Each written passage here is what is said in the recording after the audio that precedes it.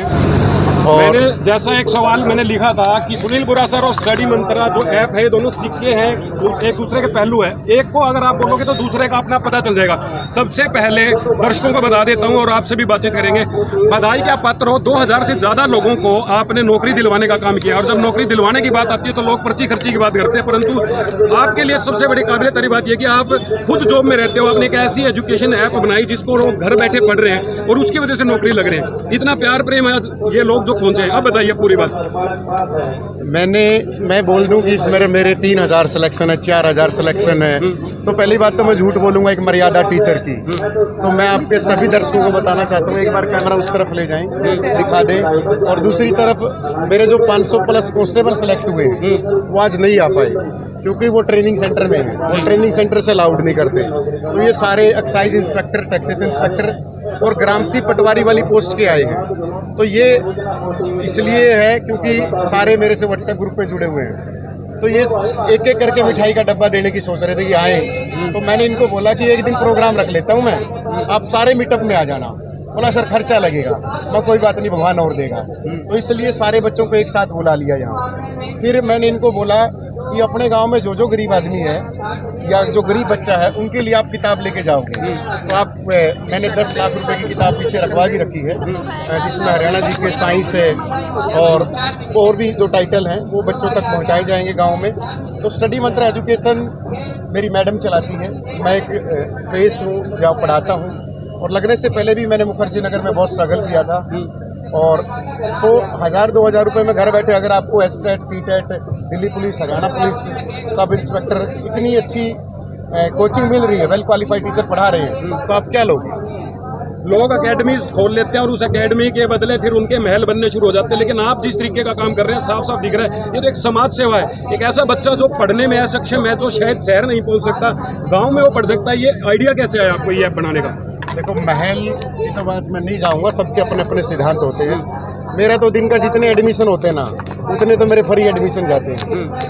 लगभग at present 4200-4300 बच्चे free पढ़ रहे हैं, जिससे मैंने कभी किसी की जाति नहीं पूछी, किसी का धर्म नहीं पूछा। मेरी टीम को बोल रखा कि कोई भी गरीब बच्चा हो, बस उसके बातों में सच्चाई हो तो कोर्स एक्टिवेट कर दो। तो महल तो बनाने वालों पे तो मैं कुछ नहीं जाऊंगा, बट हम कोई दिखावा नहीं करते कि हम एजुकेशन में क्रांति लेके आएंगे।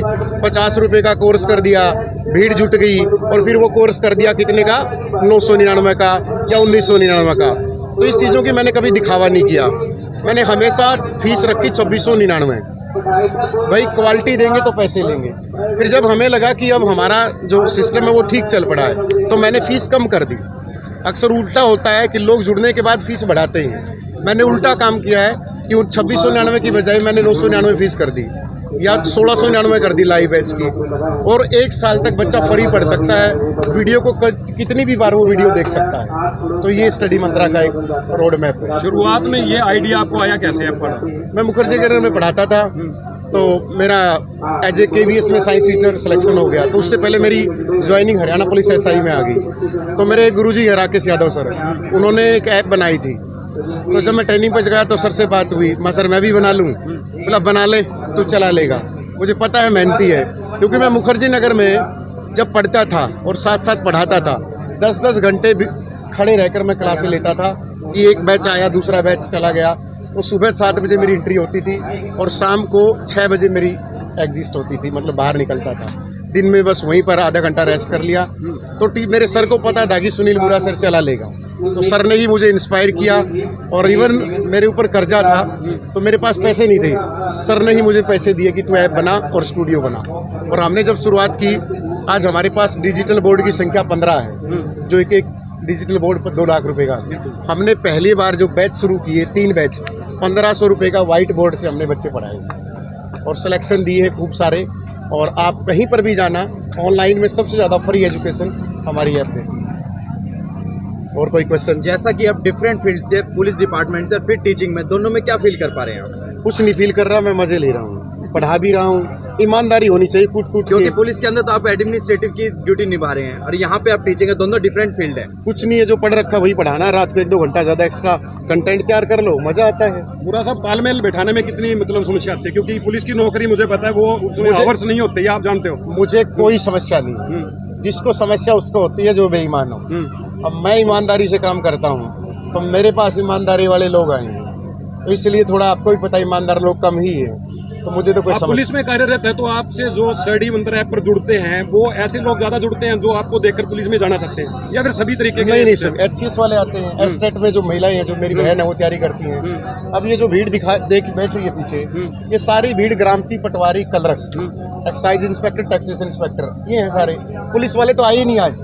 जो 500 प्लस सिलेक्शन मैंने 5100 में से दिए हैं वो तो सारे ट्रेनिंग सेंटर में हैं और इतना अफसोस कर रहे हैं कि सर, रो रहे हैं कि सर हमारा मन था कि हम आए, बट ट्रेनिंग सेंटर में एक बार एंट्री हो गई तो फिर कोई अलाउड नहीं करता बाहर आना। सर स्टडी मंत्रा ऐप के अंदर कौन कौन से कोर्सेज करवाए जा रहे हैं जो बच्चे वहाँ पढ़ सके? एक मैं हर लाइन में बोलता हूँ, IAS को छोड़कर हर चीज़ की तैयारी होती है स्टडी मंत्रा एजुकेशन ऐप पर। सिर्फ IAS का बैच इसलिए लॉन्च नहीं किया क्योंकि हम तभी करेंगे जब हमारे पास बेस्ट फैकल्टी आएगी, और वैसे तो कोई भी बैच उतार देता है।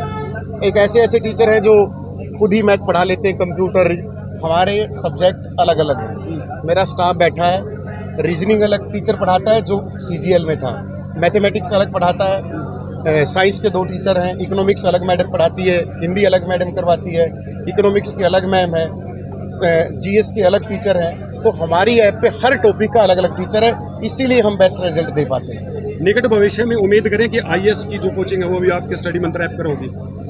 2025 में कर दूंगा, जुलाई के महीने में, क्योंकि मेरे जो सीनियर हैं उनके अटेम्प्ट खत्म हो जाएंगे, या तो वो IAS लग जाएंगे या फिर वो मेरे साथ IAS लगाने वाले बन जाएंगे। हाँ, वो IAS लगा लें क्योंकि उनका लास्ट अटेम्प्ट बचा हुआ है, जो हम रूममेट थे दिल्ली में, तो बस वो फिर शुरू कर देंगे। सर जैसे आपने खर्ची पर्ची के बारे में बहुत सी बातें करी कि खर्ची पर्ची नहीं है, अब नौकरियां बहुत सस्ते में लग रही है, 500 रुपये में भी एग्जाम्पल भी दिया हमारे सामने। वहीं अगर कुछ समय पहले की बात करें तो बहुत भ्रष्ट तरीके से नौकरियां लगती थी और बहुत भ्रष्ट जो है अधिकारी भी बनते थे।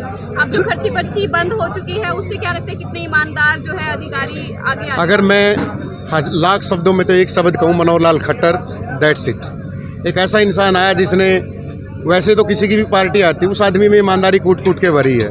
हालांकि उसी के पार्टी के नेता ना चाहते होंगे इंटरव्यू खत्म हो गया तो खर्ची पर्ची बंद, तो थैंकफुल्स। और नायब सिंह सैनी जो CM है, मैं बोलूँगा उनका स्वास्थ्य हमेशा सही रहे और वो हरियाणा को प्रगति के पथ पर लेकर जाए, और उम्मीद करते हैं कि आने वाली जो भर्तियाँ उसी भी निष्पक्षता से ये हो।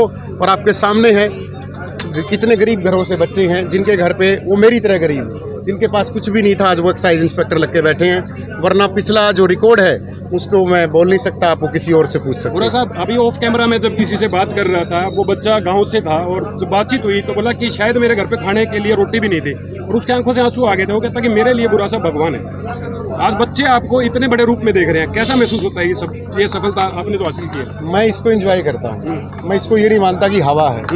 मैं बच्चे को मेरा भाई मानता हूँ। जब भी मिलते हैं, मैं दिन में कम से कम 20-30 बच्चों से तो वैसे ही मिल जाता हूँ। कहीं पर जा रहा हूँ रोड पे, कहीं पर किसी बिल्डिंग में, जैसे ऑफिस में गया तो बहुत सारे बच्चे सेलेक्टेड आए हैं, तो इस चीज़ को मैं एंजॉय कर रहा हूँ और अच्छा लगता है। चलिए, बहुत धन्यवाद बुरा साहब, आप हमारे साथ जुड़े।